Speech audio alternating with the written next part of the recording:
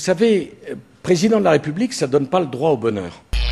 Moi, je. Puisqu'il n'y a plus de règles, plus de normes, plus de morale, plus de respect, plus d'autorité. En même temps, un espèce de plaisir enfantin à montrer son bon désir, son bon plaisir et sa bonne jouissance. Puisque tout se vaut, alors tout est permis. Des patientes qui rêvent qu'elles font l'amour avec le président de la République, ça c'est un grand classique. Est-ce que vous avez la sarcose obsessionnelle en ce moment ?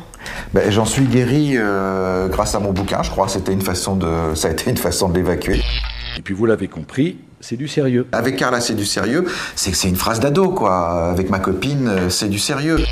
Dieu, qui est le rempart contre l'orgueil démesuré et la folie des hommes. Il rejoint finalement cette position des tyrans qui s'appuie sur la religion pour pouvoir mieux régner, c'est-à-dire pour pouvoir imposer au peuple un certain nombre d'injustices.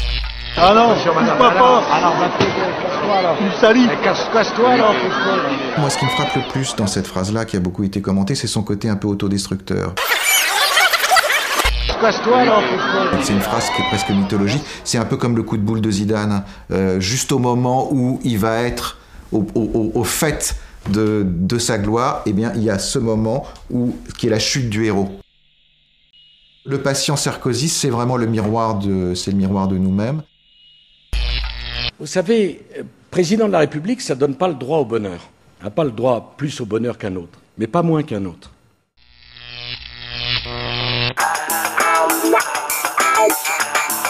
Yeah.